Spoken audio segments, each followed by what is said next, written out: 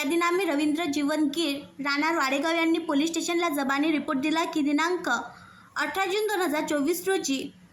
8 वाजता त्यांची मोटारसायकल क्रमांक MH30 AL 6234 Splendor pro Honda कंपनीची जुनी वापरती किंमत अंदाजे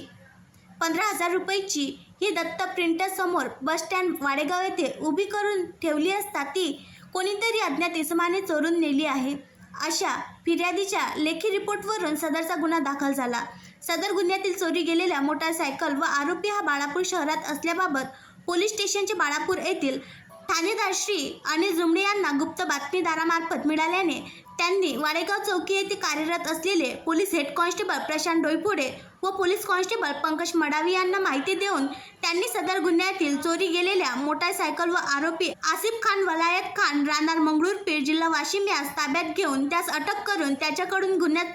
चोरी गेलेली मोटारसायकल क्रमांक MH30 AL 6234 ही जप्त केली। सदरची कारवाई ही मान्य पोलीस अधीक्षक श्री बच्चन सिंग साहेब, अप्पर पोलीस अधीक्षक श्री अभय डोंगरे साहेब व उपविभागीय पोलीस अधिकारी श्री गोकुळराज साहेब यांच्या मार्गदर्शनाखाली सहाय्यक पोलीस निरीक्षक Vinayak Pawar, police head constable Prashant Doiphode, Ganesh Gawande, Gopal Singh Thakur,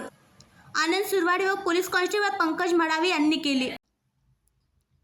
आणखी नवीन व्हिडिओ पाहण्यासाठी आमच्या देशमुख एक्सप्रेस न्यूज चॅनलला सबस्क्राईब करा, लाईक करा आणि शेअर करा।